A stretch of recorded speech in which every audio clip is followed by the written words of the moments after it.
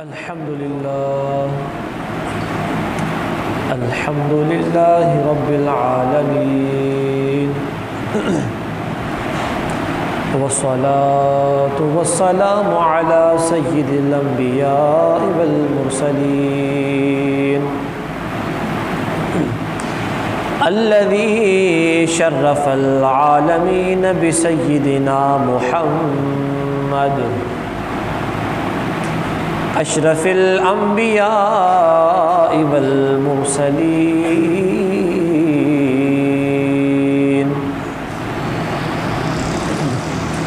اللهم صل وسلم وبارك عليه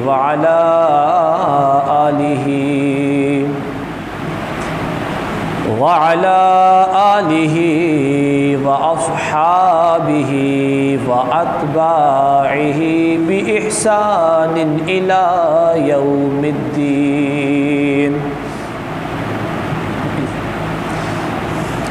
أما بعد فأعوذ بالله من الشيطان الرجيم بسم الله الرحمن الرحيم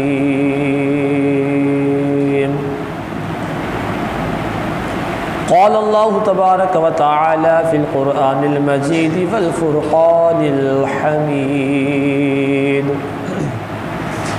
ألا إن أولياء الله ألا إن أولياء الله لا خوف عليهم ولا هم يحزنون الذين آمنوا وكانوا يتقون صدق الله العظيم قال الله تبارك وتعالى في مقام آخر إن الله وملائكته يصلون على النبي يا أيها الذين آمنوا صلوا عليه وسلموا تسليما سارے مل کر پڑھیے الصلاۃ والسلام علیک یا رسول اللہ وعلی آلک وصحابک یا حبیب اللہ الصلاۃ والسلام علیک یا نبی اللہ وعلی آلک وصحابک یا نور اللہ سب سے اولیٰ و اعلیٰ ہمارا نبی سب سے اولیٰ و اعلیٰ ہمارا نبی سب سے بالا والا ہمارا نبی اور دونوں عالم کا دولا ہمارا نبی اپنے مولا کا پیارا ہمارا نبی خلق سے اولیاء خلق سے اولیاء اولیاء سے رسول سارے مل کر پڑھیے خلق سے اولیاء اولیاء سے رسول اور رسولوں سے اعلیٰ ہمارا نبی کون دیتا ہے دینے کو منہ چاہیے کون دیتا ہے دینے کو منہ چاہیے سچا ہمارا نبی، دینے والا ہے سچا ہمارا نبی، غمزدوں کو رضا، غمزدوں کو رضا مژدہ دیجیے کہ ہے بے کسوں کا سہارا ہمارا نبی، بے کسوں کا سہارا ہمارا نبی۔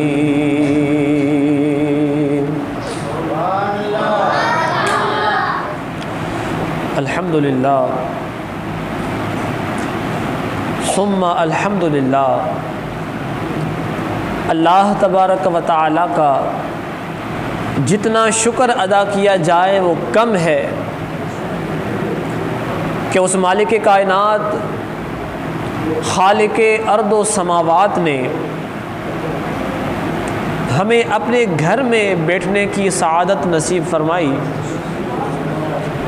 یقیناً یہ بڑی سعادت کی بات ہے، بڑی خوش قسمتی کی بات ہے کہ اللہ کریم نے ہم گنہگار بندوں کو اپنے مقدس گھر میں حاضر ہونے کی توفیق نصیب فرمائی ہے۔ اور الحمدللہ آج کی رات بھی بڑی سہانی ہے، بڑی برکتوں والی آج کی رات ہے، جس کو ہم اہل سنت والجماعت الحمدللہ 11ویں کی رات کہا کرتے ہیں۔ یہ بھی بڑی مبارک رات ہے، اور اس رات کی نسبت ولی کامل حضرت سیدنا شیخ عبد القادر جیلانی رحمۃ اللہ تعالی علیہ سے ہے۔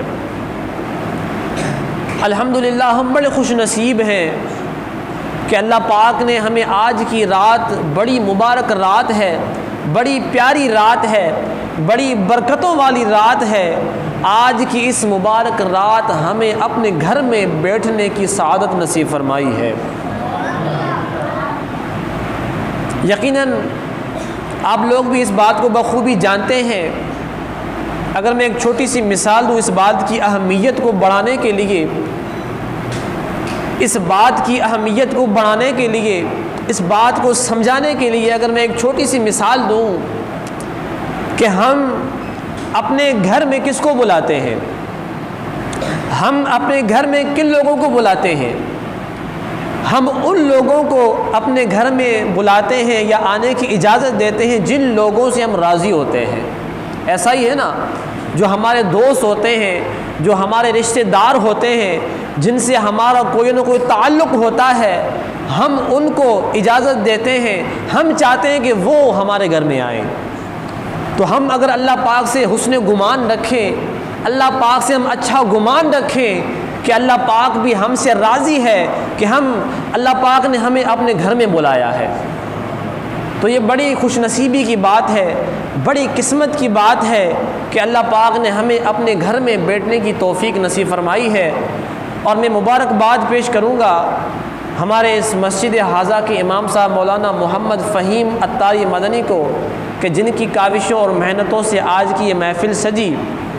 اللہ پاک ان کے علم میں، ان کے عمل میں، ان کے اس دینی کام میں مزید برکتیں اور وسعتیں نصیب فرمائے، اور جو بھی ان کے رفقا ہیں، جو ان کے ساتھی ہیں، کمیٹی کے جو ممبران ہیں، انہوں نے بھی کوششیں کی ہوگی، لوگوں کو دعوتیں دی ہوگی، کچھ نہ کچھ اہتمام کیا ہوگا، اپنا وقت نکالا ہوگا اور مسجد میں آ کے ماشاءاللہ حاضر ہیں، تو ان کو بھی میں مبارکباد پیش کروں گا، اور اللہ پاک سے دعا گو ہوں کہ اللہ پاک آپ سب کی اس چھوٹی سی کوشش کو اپنی بارگاہ میں قبول فرمائے، اور ہر مہینے ہو سکے تو اس محفل کو کنٹینیو رکھنے کی توفیق نصیب فرمائے۔ میرے پیارے اور محترم اسلامی بھائیوں، درود پاک پڑھنے کے بے شمار فضائل و برکات ہیں۔ جو شخص نبی اکرم علیہ الصلاۃ والسلام پر درود و سلام پڑھتا ہے، نبی اکرم علیہ الصلاۃ والسلام کو یاد کرتا ہے، آپ علیہ السلام پر درود و سلام کے نذرانے پیش کرتا ہے، یقیناً وہ بڑا خوش قسمت انسان ہوتا ہے۔ ہر کسی کے نصیب میں یہ سعادتیں نہیں آتی، ہر کسی کو یہ توفیق نہیں ملتی کہ وہ نبی کریم علیہ الصلاۃ والسلام پر درود پڑھے۔ تو یہ بڑی خوش قسمتی کی بات ہے۔ اس کی وجہ کیا ہے؟ وجہ یہ ہے کہ اللہ پاک نے قرآن کریم کے اندر 22ویں پارے میں سورہ احزاب میں کتنی پیاری بات ارشاد فرمائی۔ اللہ پاک نے ارشاد فرمایا ان اللہ وملائکتہ یصلون علی النبی۔ یہ آیت کریمہ آپ امام صاحب سے سنتے بھی ہوں گے دعاؤں میں، اس کا ترجمہ بھی آج سن لیتے ہیں۔ اللہ پاک نے ارشاد فرمایا کہ بے شک اللہ اور اس کے فرشتے درود بھیجتے ہیں نبی اکرم علیہ الصلاۃ والسلام پر۔ کیا کرتے ہیں؟ اللہ پاک اور اس کے مقدس فرشتے نبی اکرم علیہ الصلاۃ والسلام پر درود بھیجتے ہیں۔ اچھا، بات یہاں تک مکمل نہیں ہوئی، آگے اللہ پاک ہم اور آپ ایمان والوں سے مخاطب ہو کے ارشاد فرما رہے ہیں۔ اللہ پاک نے ارشاد فرمایا یا ایھا الذین آمنوا صلوا علیہ وسلموا تسلیما۔ اللہ پاک نے ارشاد فرمایا اے ایمان والو، تم بھی نبی اکرم علیہ الصلاۃ والسلام پر درود بھیجو اور خوب صلاۃ والسلام بھیجا کرو۔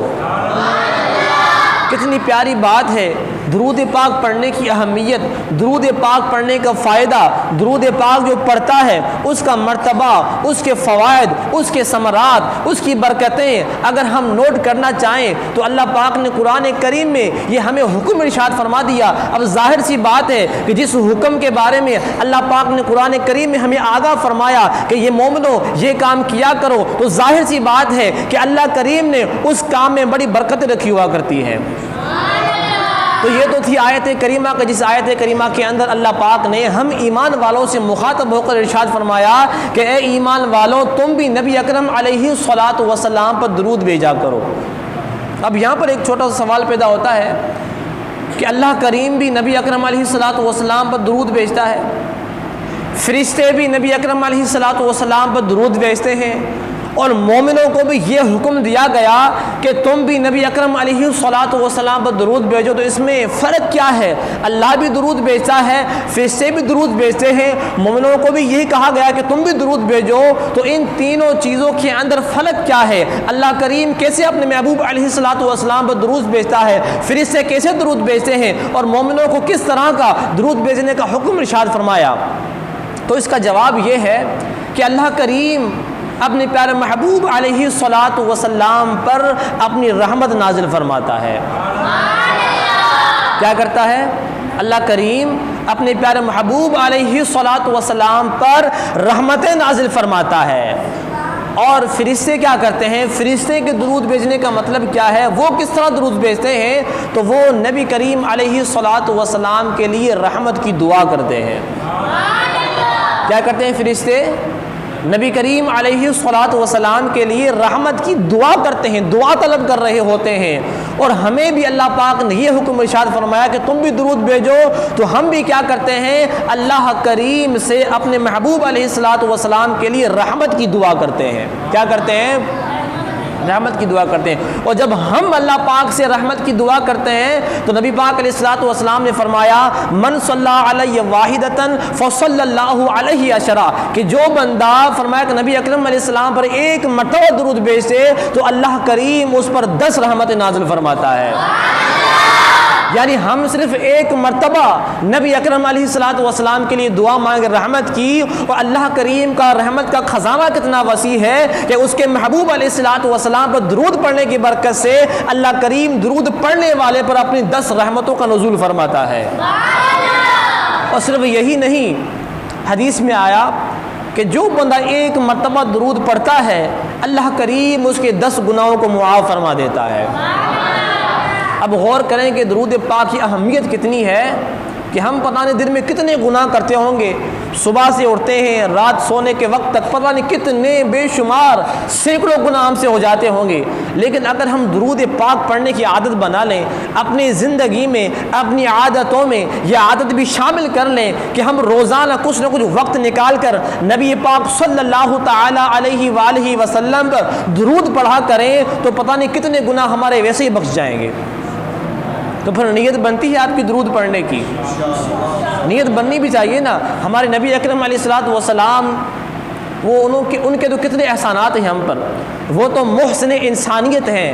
ان کی زندگی کی ہم کسی بھی گوشے کو لیں، کسی بھی ہم ان کی سیرت کے حصے کو لیں تو ہمیں یہ بات واضح نظر آئے گی کہ نبی اکرم علیہ الصلوۃ والسلام کو اپنی امت سے کس قدر محبت تھی، نبی اکرم علیہ الصلوۃ والسلام کو اپنی امت سے، اپنے غلاموں سے کس قدر محبت تھی۔ ایک حدیث پاک میں آپ کے گوش گزار کروں گا۔ نبی اکرم علیہ الصلوۃ والسلام نے فرمایا، من صلی علیہ فی یوم 50 مرۃ صافحتہ یوم القیامہ۔ نبی کریم علیہ الصلوۃ والسلام نے ارشاد فرمایا کہ جو بندہ دن میں 50 مرتبہ درود پڑھے گا، قیامت والے دن میں اس سے مصافحہ کروں گا۔ مصافحہ کا کیا مطلب ہے آپ سب سمجھتے ہوں گے، ہاتھ ملانا۔ نبی کریم علیہ الصلوۃ والسلام کس سے ہاتھ ملائیں گے کہ جو دنیا کے اندر روزانہ کم از کم 50 مرتبہ درود پڑھا کرے گا۔ اب یہ ایک امتی کے لیے، ایک غلام کے لیے کتنی خوش نصیبی کی بات ہے کہ قیامت والے دن اس کے آقا اسے ہاتھ ملائیں گے۔ تو یعنی کہ درود پاک کی فضیلتوں کو اگر میں بیان کرنا چاہوں تو یہ رات تو ختم ہو سکتی ہے، لیکن نبی پاک علیہ الصلوۃ والسلام پر درود پڑھنے کے فضائل کا ہم احاطہ نہیں کر پائیں گے۔ تو ہمیں بھی چاہیے کہ ہم بھی اپنے زندگی میں اس کام کو شامل کریں، اپنے معمولات میں ہم اس بات کو بھی شامل کریں کہ روزانہ زیادہ نہیں کم از کم 313 مرتبہ درود پاک پڑھنے کے اپنی عادت بنا لیں۔ ٹھیک ہے، نیت بنتی ہے آپ لوگوں کی؟ ہاں، روزانہ کم از کم 313 مرتبہ اگر ہم درود پڑھیں گے تو انشاءاللہ ہمیں اس درود پاک پڑھنے کی برکت سے بڑے فضائل اللہ پاک عطا فرمائے گا۔ ایک شاعر نے کیا خوب ارشاد فرمایا، بلکہ اعلیٰ حضرت کا یہ شعر ہے، اعلیٰ حضرت رحمۃ اللہ تعالیٰ علیہ نے ارشاد فرمایا، کعبے کے بدر و دجا تم پہ کروڑوں درود، کعبے کے بدر و دجا تم پہ کروڑوں درود، کعبے کے بدر و دجا تم پہ کروڑوں درود، طیبہ کے شمس و ضحیٰ تم پہ کروڑوں درود، شافع روز جزا تم پہ کروڑوں درود، شافع روز جزا تم پہ کروڑوں درود، دافع جملہ بلا تم پہ کروڑوں درود، دافع جملہ بلا تم پہ کروڑوں درود۔ آئیے ہم بھی مل کر بابت بلند شوق اور محبت کے ساتھ ایک مرتبہ درود پڑھ لیتے ہیں۔ پڑھیے، صلو علی الحبیب صلی اللہ تعالی علی محمد صلی اللہ تعالی علیہ وآلہ وبارک وسلم۔ میرے پیارے اور محترم ذی وقار اسلامی بھائیوں، الحمدللہ ہم اہل سنت والجماعت بڑے خوش نصیب لوگ ہیں، بڑے خوش قسمت انسان ہیں کہ اللہ کریم نے ہمیں یہ توفیق اور سعادت نصیب فرمائی ہے کہ ہم تمام کے تمام انبیاء کرام علیہم الصلاۃ والسلام پر ایمان رکھتے ہیں، ہم ان کی تعظیم و توقیر بجا لاتے ہیں۔ اسی طرح اللہ پاک کا بڑا کرم ہے کہ ہم اہل سنت والے نبی اکرم علیہ الصلاۃ والسلام کے رفقا جو آپ کے صحابہ کرام ہیں، الحمدللہ ہم ان تمام کے تمام سے محبت کیا کرتے ہیں، اور ہمارا تو یہ نعرہ ہے کہ جو ہمیں عطا کیا گیا ہے مرشد کی طرف سے کہ ہر صحابی نبی، ہر صحابی نبی، یعنی کوئی بھی صحابی ہو جس نے بھی نبی اکرم علیہ الصلوۃ والسلام کی ایمان کی حالت میں زیارت کی ہو اور ایمان کی حالت میں ان کا انتقال ہوا ہو، ان کو صحابی کہتے ہیں۔ تو جو بھی صحابی ہے نبی اکرم علیہ الصلوۃ والسلام کا غلام ہے، ہم ان سب غلاموں سے، ہم ان سب صحابہ کرام سے الحمدللہ محبت کیا کرتے ہیں۔ اسی طرح اگر میں آگے بڑھوں تو ہم تمام اہل بیت اطہار سے بھی محبت کیا کرتے ہیں، ہماری عقیدتیں، ہماری محبتیں ان سے بھی وابستہ ہیں۔ ہم صرف صحابہ کرام سے نہیں، صحابہ کرام کے ساتھ ساتھ اہل بیت اطہار سے بھی محبت کیا کرتے ہیں۔ اگر میں اور آگے بڑھوں تو الحمدللہ ہم تمام اولیاء کرام سے بھی محبتیں کیا کرتے ہیں۔ یہ اہل سنت والجماعت کا خاصہ ہے کہ اہل سنت والجماعت کے لیے اللہ پاک نے یہ کرم نوازی فرمائی ہے، ہم پر یہ کرم نوازی فرمائی ہے کہ ہم تمام انبیاء کرام سے بھی محبت کرتے ہیں، تمام صحابہ سے بھی، تمام اہل بیت اطہار سے بھی، اور تمام اولیاء کرام سے بھی محبتیں کیا کرتے ہیں۔ اور اللہ کے ولیوں کی شان کیا ہے، ان کا مرتبہ کیا ہے، اللہ پاک نے ان کو کیسی بلندی عطا فرمائی ہے، ان کو کیسی سعادتوں سے نوازا ہے، اس کے حوالے سے ایک آیت کریمہ سماعت کرتے ہیں۔ اللہ پاک نے ارشاد فرمایا، الا ان اولیاء اللہ لا خوف علیہم ولا هم یحزنون، فرمایا کہ سن لو، بے شک جو اللہ کے ولی ہیں، جو اللہ کے دوست ہیں، ان کے بارے میں اللہ نے فرمایا کہ نہ ان پر کچھ خوف ہے اور نہ ہی وہ غمگین ہوں گے۔ کتنی بڑی بات ارشاد فرمائی۔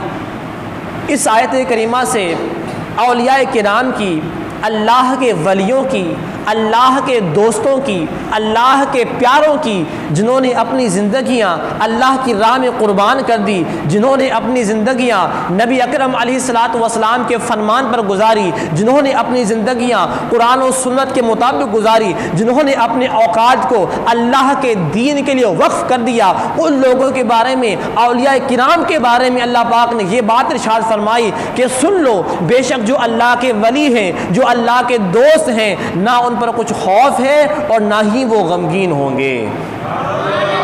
اور ہم بھی خوش نصیب ہیں نا کہ ہم بھی اللہ کے دوستوں سے، ہم بھی اللہ کے ولیوں سے، ہم بھی اللہ کے پیاروں سے محبتیں کیا کرتے ہیں، اور ہماری یہ نیتیں بھی ہوتی ہیں کہ ہم یہ نیت کرتے ہیں کہ ہم بھی ان کی زندگی پر عمل کرنے کی کوشش کریں گے۔ اور ولیوں کے بارے میں نبی کریم علیہ الصلاۃ والسلام کی ایک حدیث پاک میں آپ کے گوش گزار کروں گا۔ نبی کریم علیہ الصلاۃ والسلام نے اولیاء کرام کے بارے میں کہ جو اللہ پاک کے ولی ہیں، جو اللہ پاک کے دوست ہیں، جو نبی کریم علیہ الصلاۃ والسلام کے سچے غلام ہیں، ان غلاموں کے لیے اللہ پاک کے آخری نبی صلی اللہ تعالی علیہ وآلہ وسلم نے کتنی بڑی اور پیاری بات ارشاد فرمائی۔ آپ نے ارشاد فرمایا، من عادى للہ ولیا فقد بارز اللہ بالمحاربہ، فرمایا کہ جو اللہ پاک کے کسی دوست سے، کسی ولی سے دشمنی رکھے گا، بغض رکھے گا، تو تحقیق اس نے اللہ کریم سے اعلان جنگ کیا۔ اللہ اکبر۔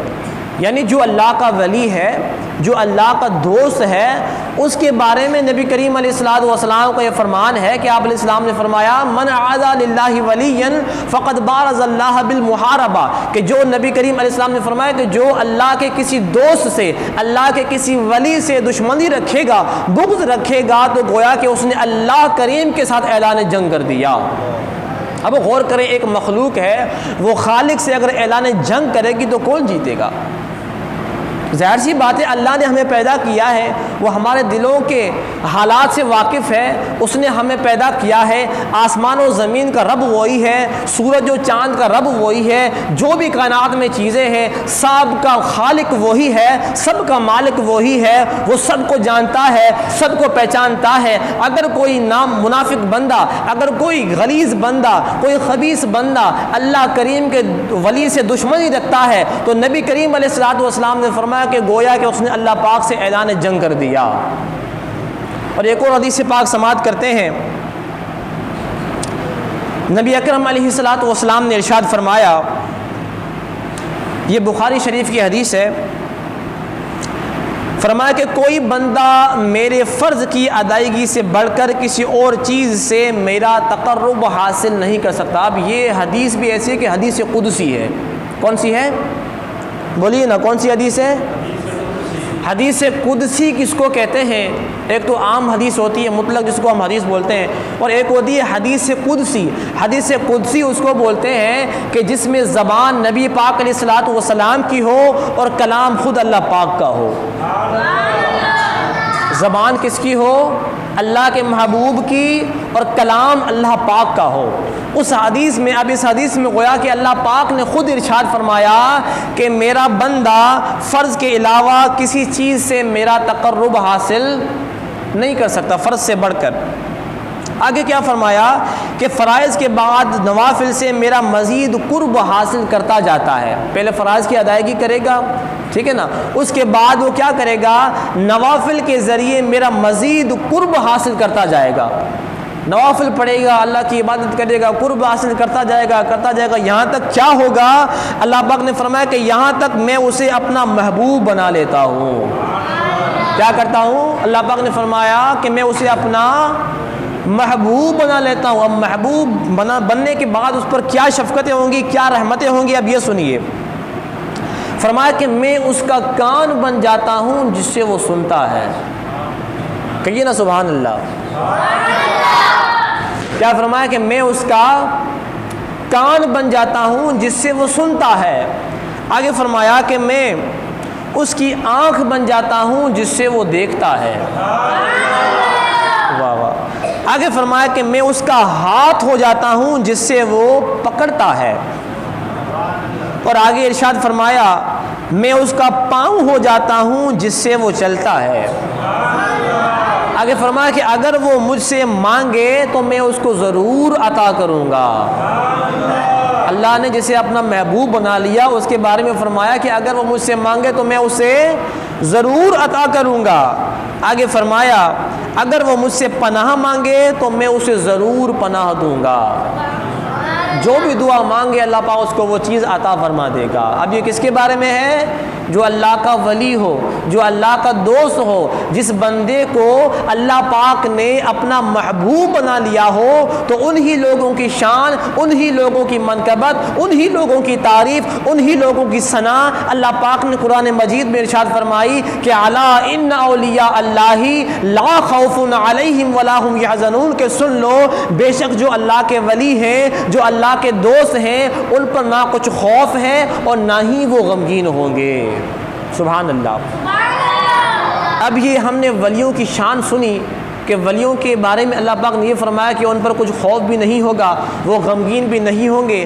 اب ہمیں یہ سوال پیدا ہوتا ہے کہ آیا اللہ کے ولیوں کی پہچان کیا ہے؟ اللہ کے ولیوں کی پہچان کیا ہے؟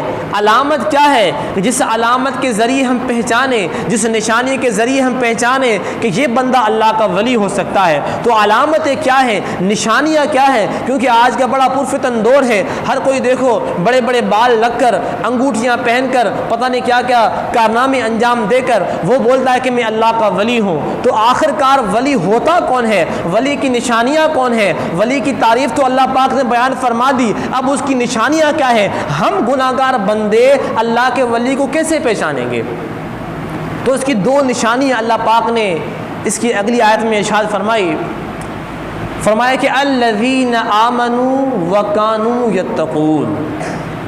پہلی نشانی، پہلی علامت اللہ پاک نے یہ ارشاد فرمائی کہ جو لوگ اللہ پاک کے ولی ہیں، جن کے بارے میں پہلے صفت بیان ہوئی، وہ لوگ کون ہیں؟ کہ جو ایمان والے ہیں۔ کہیے نا سبحان اللہ۔ ایمان بھی بڑی دولت ہے، بڑی دولت ہے ایمان۔ اگر بندہ ایمان سے خالی ہو، کوئی بالفرض ایمانی جس کے دل میں نہ ہو، پھر وہ بڑے بڑے عمل کرتا رہے، بڑی بڑی عبادتیں کرتا رہے، روزے رکھے، حج کرے، غریبوں کی مدد کرے، جو کرنا ہے وہ دنیا کے اندر کرے، اگر اس کے دل میں ایمان نہیں ہے تو وہ سارے کا سارا ضائع ہو جائے گا، برباد ہو جائے گا وہ۔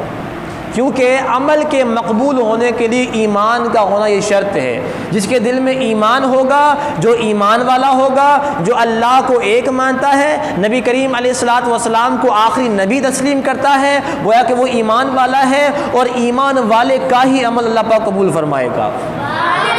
تو یہ بھی بڑی سعادت کی بات ہے۔ یہاں پر بھی یہ شکر کرنے کا مقام ہے، شکر ادا کرنے کا مقام ہے کہ ہمیں اللہ پاک نے ایمان والا بنایا ہے۔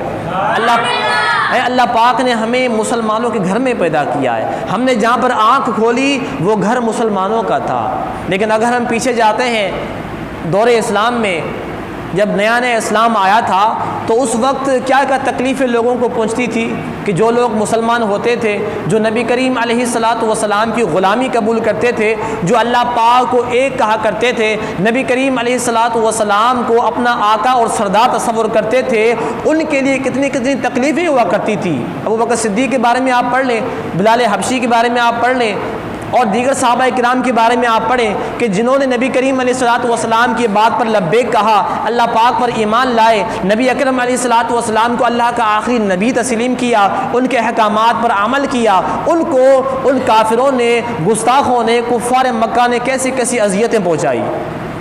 ہم تو بڑے خوش نصیب لوگ ہیں کہ ہمیں جو ہے نا بیٹھے بٹھائے اللہ پاک نے ایمان کی دولت سے نواز دیا، تو یہ بھی بڑی پیاری اور شکر کرنے کا مقام ہے۔ تو اللہ پاک نے ولی کی سب سے پہلی نشانی کیا ارشاد فرمائی کہ وہ کون ہوگا؟ بولیے نا، کون ہوگا؟ ایمان والا ہوگا، اس کے عقائد درست ہوں گے۔ ایسا نہیں ہے کہ معاذ اللہ وہ صحابہ کرام کا گستاخ ہوگا، وہ اہل بیت کا گستاخ ہوگا، وہ انبیاء کرام کا گستاخ ہوگا، تو ایسا ایمان والا نہیں ہو سکتا۔ ایمان والا کون ہوگا؟ اللہ کا ولی کون ہوگا؟ کہ جس کو اللہ پر بھی ایمان ہو، اللہ کے نبیوں پر بھی ایمان ہو، تو ایسے شخص کے بارے میں یہ ہے کہ وہی ایمان والا ہے۔ اور یہی ایک بڑی علامت ہے، پہلی نشانی جس کو اللہ نے فرمایا ولیوں کے لیے، وہ یہی نشانی ہے کہ وہ اللہ کا فرما بردار ہوگا، اللہ پر ایمان لانے والا ہوگا۔ ٹھیک ہے، دوسری نشانی کیا ہے؟ اللہ پاک نے ارشاد فرمایا وَكَانُوا يَتَّقُونَ۔ پہلی نشانی ایمان والا ہونا، دوسری نشانی اللہ پاک نے یہ ارشاد فرمایا کہ وہ متقی ہوگا۔ کون ہوگا؟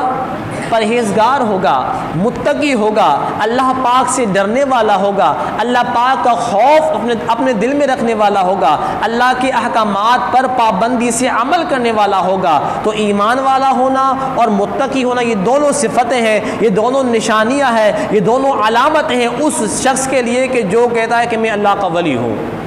اب آج کل کے لوگ نمازیں تو پڑھتے نہیں ہیں، جب نماز پڑھنے کا وقت ہے تو وہ کہتے ہیں کہ ہم نماز مدینے میں پڑھتے ہیں، ہم نماز مکے میں پڑھتے ہیں، اور جب کھانے کا وقت آتا ہے، جب نذرانے لینے کا وقت آتا ہے تو مریدوں کے گھروں میں بیٹھے ہوتے ہیں۔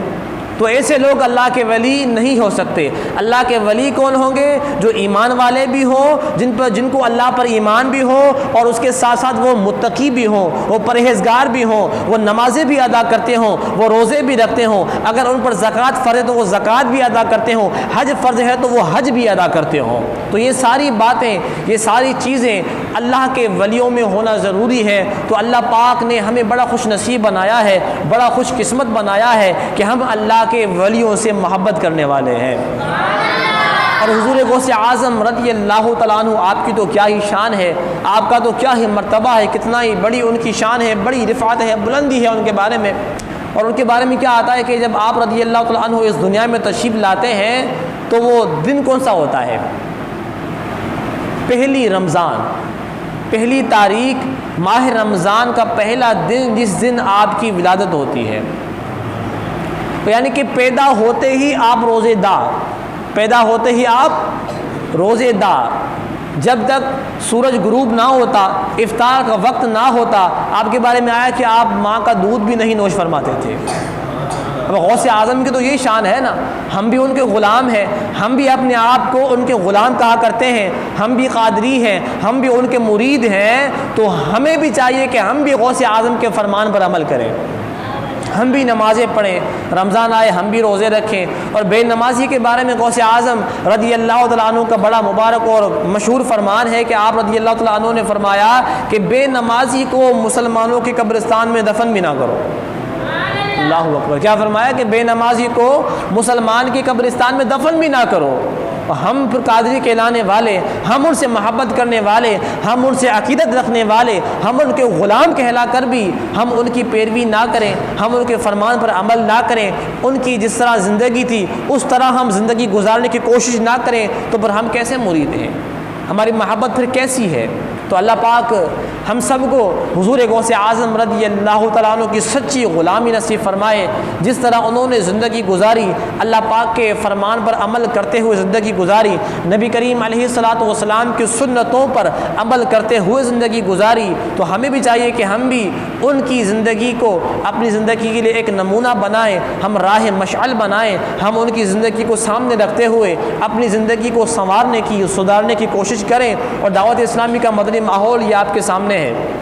ماشاء اللہ آپ کے امام صاحب بھی دعوت اسلامی کے مدنی ماحول سے وابستہ ہیں، وہ بھی آپ لوگوں کو مدنی مذاکرے میں لے جاتے ہیں، ہفتہ وار اجتماع میں لے جاتے ہیں، اور دیگر جو مدنی ایکٹیویٹیز ہوتی ہیں، جو دینی کام ہوتے ہیں، ان میں ماشاء اللہ سرگرم ہیں۔ تو اللہ پاک ان کو بھی برکتیں عطا فرمائے، آپ بھی ان کا ساتھ دیں اور دعوت اسلامی کے مدنی ماحول سے ہر دم وابستہ رہیں۔ جو دینی کام ہیں، جو 12 مدنی کام ہیں، ان میں آپ شرکت فرمایا کریں، اور بالخصوص مدنی مذاکرہ یہ ایسا اہم کام ہے کہ اگر ہم نے مدنی مذاکرے کو تھام لیا، ہم نے اگر اس کی پابندی کر لی، تو انشاءاللہ ہمیں بڑا علم دین کا خزانہ آتا جائے گا۔ تو آپ بھی نیت کریں انشاءاللہ ہم بھی دعوت اسلامی کے مدنی کاموں میں شرکت کریں گے انشاءاللہ عز و جل۔